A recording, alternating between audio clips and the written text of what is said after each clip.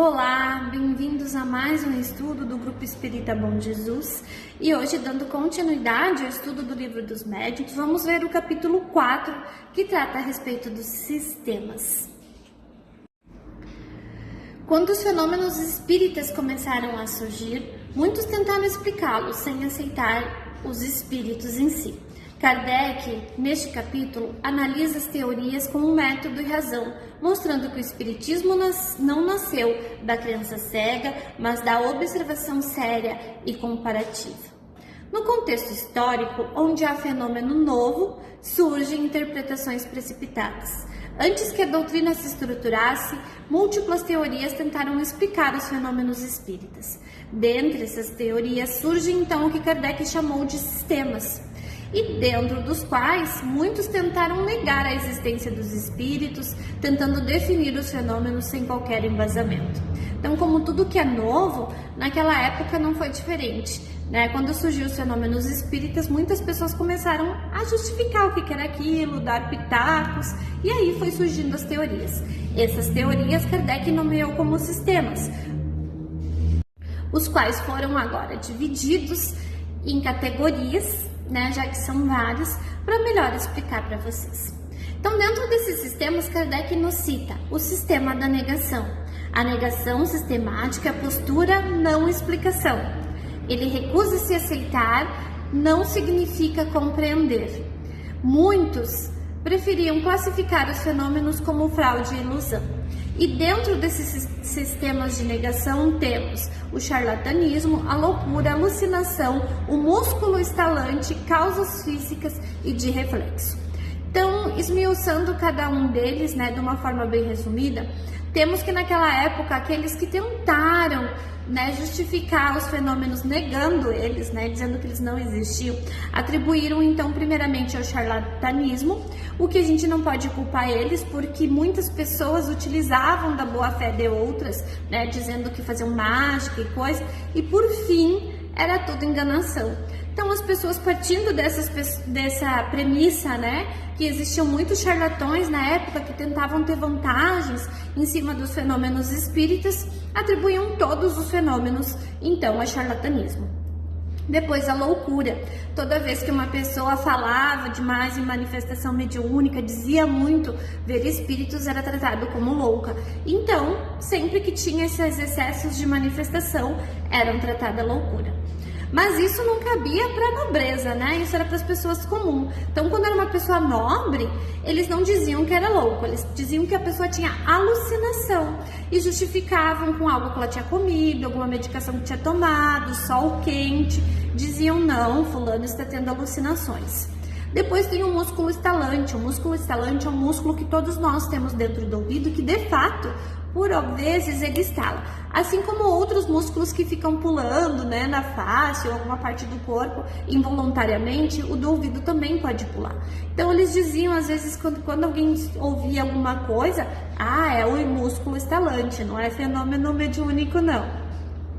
Depois tinha causas físicas, né?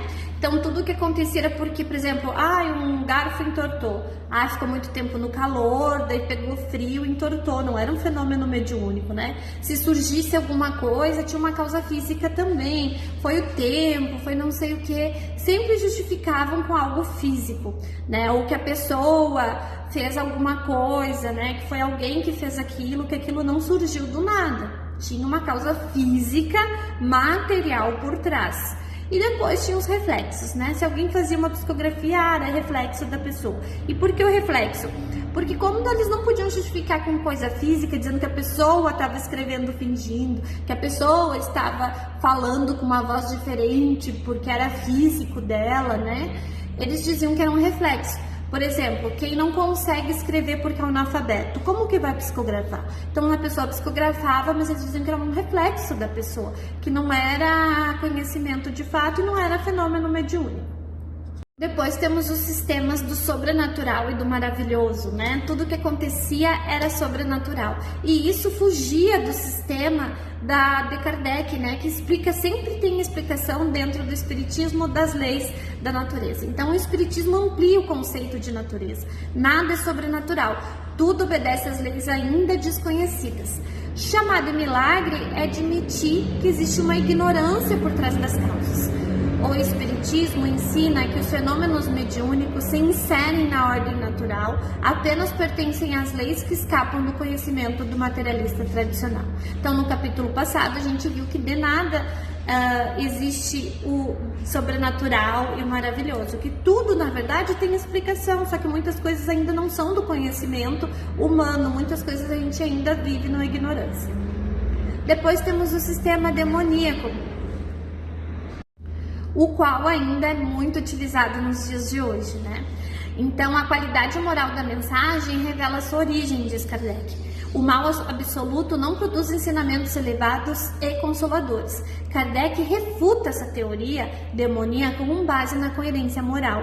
Comunicações que ensinam caridade, humildade e amor não podem proceder de uma fonte essencial má. O critério moral é a chave do discernimento. Mas muitas pessoas atribuem os fenômenos mediúnicos à coisa do demônio e ainda continuam atribuindo nos dias de hoje.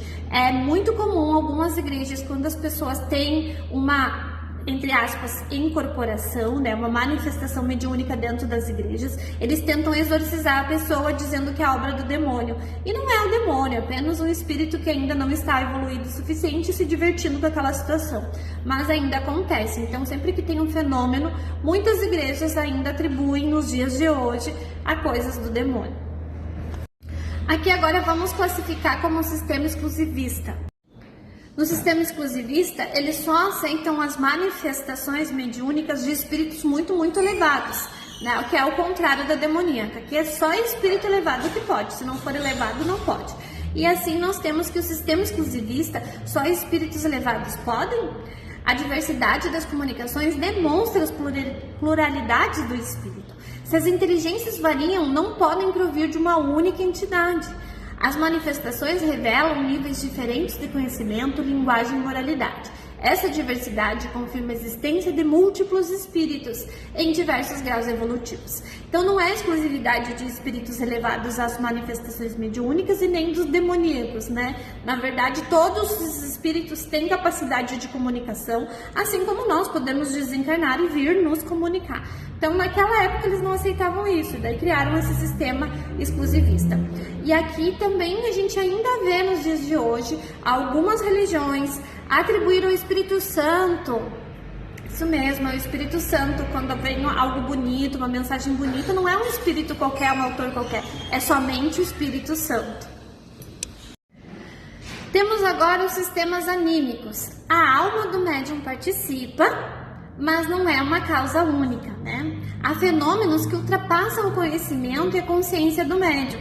Kardec reconhece a influência anímica, afinal o médium é um instrumento vivo. Porém, fatos inteligentes, informações desconhecidas e comunicações superiores demonstram a intervenção de inteligências externas, ou seja, dos espíritos. Mas para aqueles sistemas anímicos, eles tentavam debater que tudo vinha somente da pessoa, do médium, que não tinha interferência de fora espiritual. E dentro desses sistemas anímicos tinha o sistema da alma coletiva, que é a alma do médium que se manifesta, porém finge ser outras almas, acessa a lembrança e se faz passar por elas.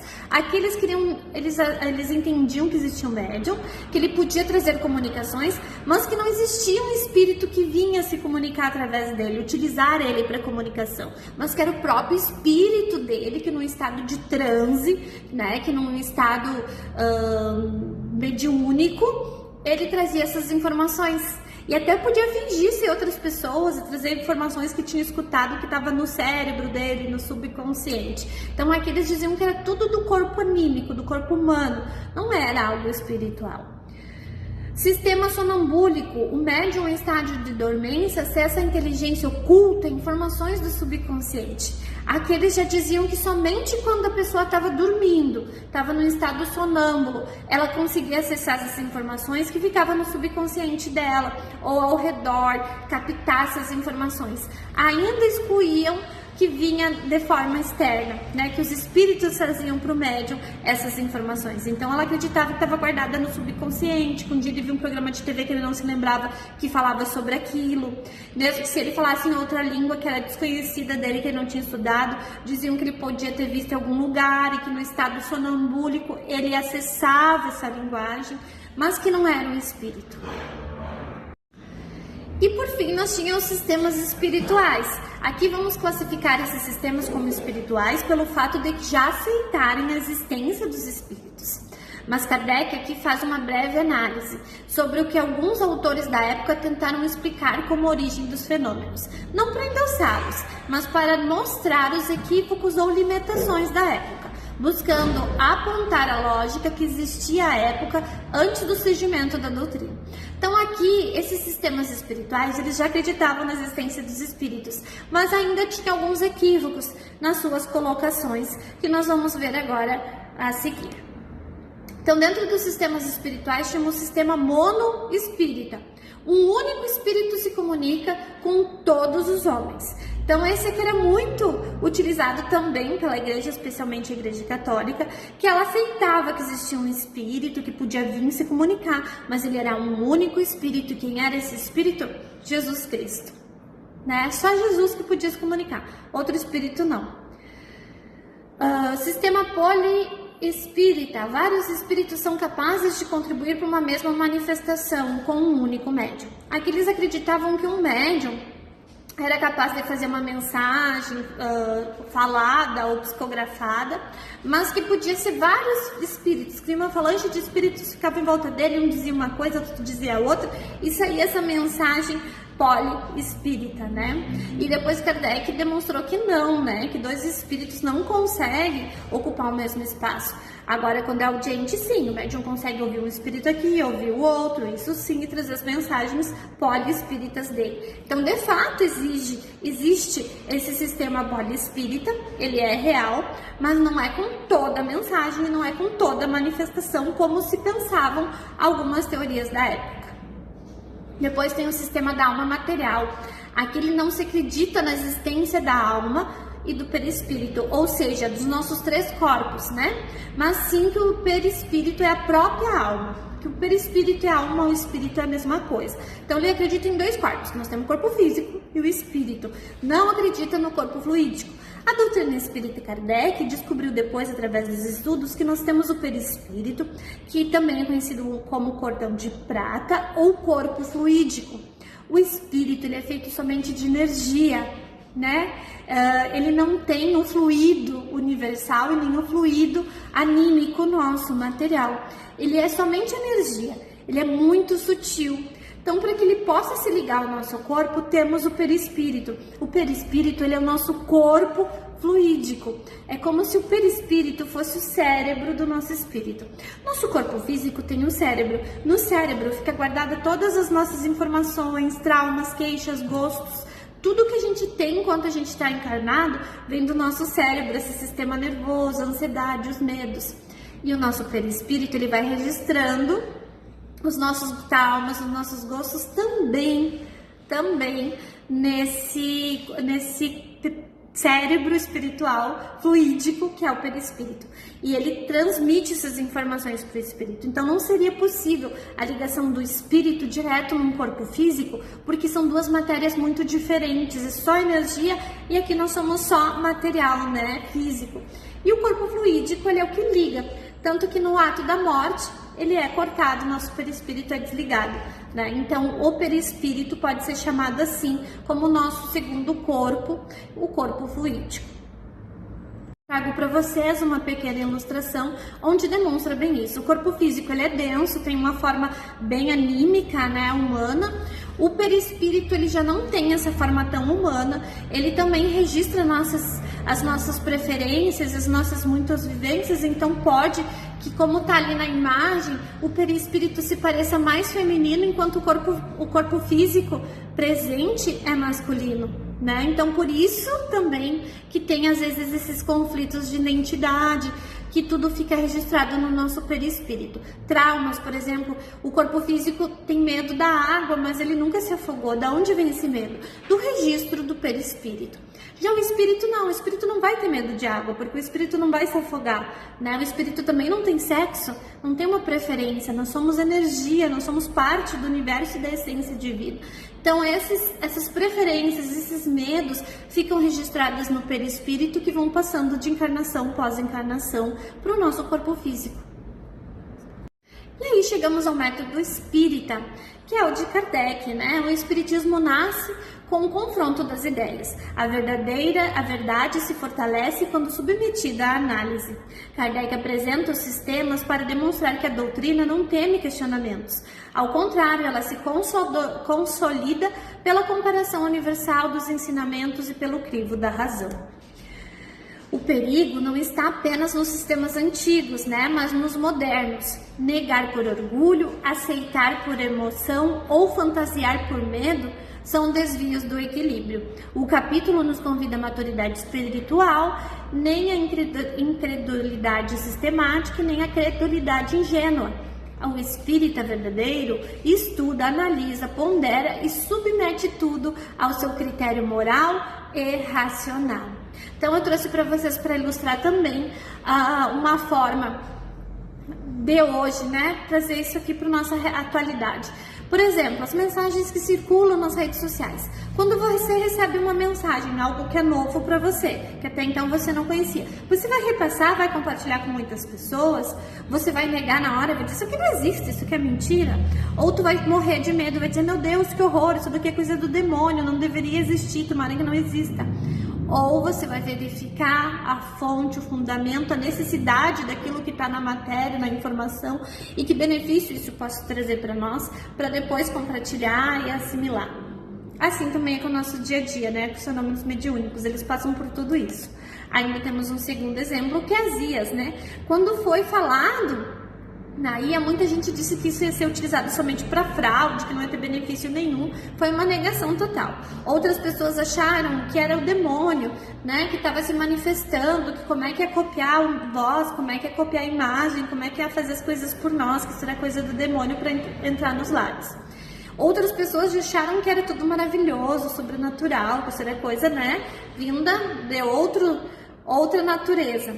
E não, aí veio a ciência, estudou, testou a IA, analisou, viu que podia ser utilizada, útil para a humanidade e colocou em prática, e hoje a maioria de nós utilizamos a IA. Então volta àquele princípio de Kardec, que não existe maravilhoso, não existe sobrenatural, existe coisas as quais a gente ainda não estudou, compreendeu e raciocinou sobre. E a doutrina espírita se trata exatamente disso. Por isso esses sistemas foram analisados por ele, de autores anteriores à doutrina espírita, e ele utilizou essas teorias para comparar e ver a fundamentação de cada uma, e a partir delas também pôde tirar suas conclusões e criar a doutrina espírita na base das comparações e também dos fenômenos mediúnicos que ele observou bem de perto. Gostaram do estudo? Convido vocês então para o próximo capítulo, que será na semana que vem. Um abraço fraterno, fiquem com Deus.